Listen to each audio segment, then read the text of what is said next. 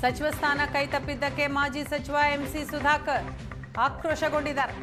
ನಾವು ಪಕ್ಷದ B form ಇಟ್ಕೊಂಡು ಮಾತ್ರ ಎಲೆಕ್ಷನ್ ಗೆದ್ದಿಲ್ಲ, ವೈಯಕ್ತಿಕ ವರ್ಚಸ್ಸಿನ ಮೇಲೂ ಕೂಡ ಗೆದ್ದಿದ್ದೇವೆ ಅಂತ ಹೇಳಿದ್ದಾರೆ ಸುಧಾಕರ್.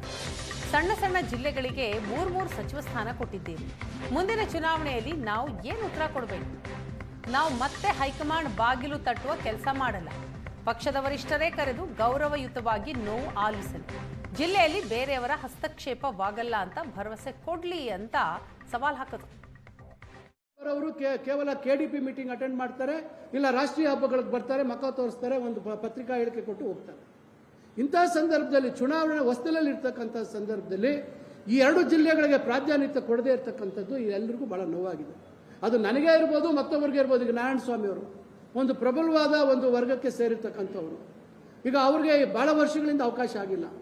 ಅವ್ರಿಗೆ ಕೊಟ್ಟಿದ್ರೆ ಯಾರಿಗೂ ಅಭ್ಯಂತರ ಇರಲಿಲ್ಲ. ಈಗ ನಮ್ಮ ಜಿಲ್ಲೆಯಲ್ಲಿ ಇವತ್ತು ನಾನು ಕೇಳಿದ್ದೆ, ಸುಬ್ಬಾರೆಡ್ಡಿನೂ ಕೇಳಿದ್ರು, ಎಲ್ಲ ಕೇಳಿದ್ರು, ಯಾರಿಗಾದ್ರೂ ಕೊಟ್ಟಿದ್ರೆ ಅಭ್ಯಂತರ ಇರಲಿಲ್ಲ.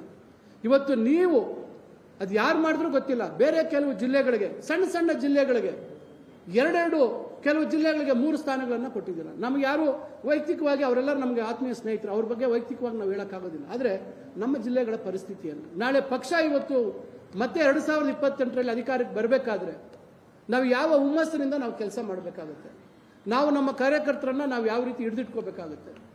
ಬರ್ತಕ್ಕಂಥ ಸ್ಥಳೀಯ ಸಂಸ್ಥೆಗಳ ಚುನಾವಣೆಗಳಲ್ಲಿ ಸಚಿವ ಸ್ಥಾನ ಕೈತಪ್ಪಿದ್ದಕ್ಕೆ ಮಾಜಿ ಸಚಿವ ಎಂಸಿ ಸುಧಾಕರ್ ಆಕ್ರೋಶಗೊಂಡಿದ್ದಾರೆ.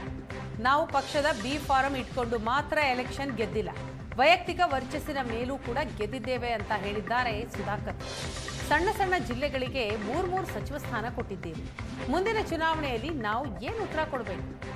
ನಾವು ಮತ್ತೆ ಹೈಕಮಾಂಡ್ ಬಾಗಿಲು ತಟ್ಟುವ ಕೆಲಸ ಮಾಡಲ್ಲ. ಪಕ್ಷದ ವರಿಷ್ಠರೇ ಕರೆದು ಗೌರವಯುತವಾಗಿ ನೋವು ಆಲಿಸಲಿ. ಜಿಲ್ಲೆಯಲ್ಲಿ ಬೇರೆಯವರ ಹಸ್ತಕ್ಷೇಪವಾಗಲ್ಲ ಅಂತ ಭರವಸೆ ಕೊಡ್ಲಿ ಅಂತ ಸವಾಲ್ ಹಾಕಿದ್ರು.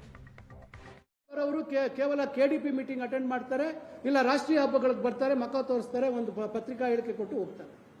ಇಂತಹ ಸಂದರ್ಭದಲ್ಲಿ ಚುನಾವಣೆ ಹೊಸ್ತಿಲಲ್ಲಿ ಇರ್ತಕ್ಕಂಥ ಸಂದರ್ಭದಲ್ಲಿ ಈ ಎರಡು ಜಿಲ್ಲೆಗಳಿಗೆ ಪ್ರಾಧಾನ್ಯತೆ ಕೊಡದೇ ಇರತಕ್ಕಂಥದ್ದು ಎಲ್ಲರಿಗೂ ಬಹಳ ನೋವಾಗಿದೆ. ಅದು ನನಗೇ ಇರ್ಬೋದು, ಮತ್ತೊಬ್ಬರಿಗೆ ಇರ್ಬೋದು. ಈಗ ನಾರಾಯಣ ಸ್ವಾಮಿ ಅವರು ಒಂದು ಪ್ರಬಲವಾದ ಒಂದು ವರ್ಗಕ್ಕೆ ಸೇರಿರ್ತಕ್ಕಂಥವ್ರು. ಈಗ ಅವ್ರಿಗೆ ಬಹಳ ವರ್ಷಗಳಿಂದ ಅವಕಾಶ ಆಗಿಲ್ಲ. ಅವ್ರಿಗೆ ಕೊಟ್ಟಿದ್ರೆ ಯಾರಿಗೂ ಅಭ್ಯಂತರ ಇರಲಿಲ್ಲ. ಈಗ ನಮ್ಮ ಜಿಲ್ಲೆಯಲ್ಲಿ ಇವತ್ತು ನಾನು ಕೇಳಿದ್ದೆ, ಸುಬ್ಬಾರೆಡ್ಡಿನೂ ಕೇಳಿದ್ರು, ಎಲ್ಲ ಕೇಳಿದ್ರು, ಯಾರಿಗಾದ್ರೂ ಕೊಟ್ಟಿದ್ರೆ ಅಭ್ಯಂತರ ಇರಲಿಲ್ಲ. ಇವತ್ತು ನೀವು ಅದು ಯಾರು ಮಾಡಿದ್ರೂ ಗೊತ್ತಿಲ್ಲ, ಬೇರೆ ಕೆಲವು ಜಿಲ್ಲೆಗಳಿಗೆ, ಸಣ್ಣ ಸಣ್ಣ ಜಿಲ್ಲೆಗಳಿಗೆ ಎರಡೆರಡು, ಕೆಲವು ಜಿಲ್ಲೆಗಳಿಗೆ 3 ಸ್ಥಾನಗಳನ್ನು ಕೊಟ್ಟಿದ್ದೀರ. ನಮ್ಗೆ ಯಾರು ವೈಯಕ್ತಿಕವಾಗಿ ಅವರೆಲ್ಲರೂ ನಮಗೆ ಆತ್ಮೀಯ ಸ್ನೇಹಿತರು, ಅವ್ರ ಬಗ್ಗೆ ವೈಯಕ್ತಿಕವಾಗಿ ನಾವು ಹೇಳೋಕ್ಕಾಗೋದಿಲ್ಲ. ಆದರೆ ನಮ್ಮ ಜಿಲ್ಲೆಗಳ ಪರಿಸ್ಥಿತಿಯನ್ನು ನಾಳೆ ಪಕ್ಷ ಇವತ್ತು ಮತ್ತೆ 2028ರಲ್ಲಿ ಅಧಿಕಾರಕ್ಕೆ ಬರಬೇಕಾದ್ರೆ ನಾವು ಯಾವ ಹುಮ್ಮಸ್ಸಿನಿಂದ ನಾವು ಕೆಲಸ ಮಾಡಬೇಕಾಗುತ್ತೆ, ನಾವು ನಮ್ಮ ಕಾರ್ಯಕರ್ತರನ್ನ ನಾವು ಯಾವ ರೀತಿ ಹಿಡಿದಿಟ್ಕೋಬೇಕಾಗುತ್ತೆ. ಬರ್ತಕ್ಕಂಥ ಸ್ಥಳೀಯ ಸಂಸ್ಥೆಗಳ ಚುನಾವಣೆಗಳಲ್ಲಿ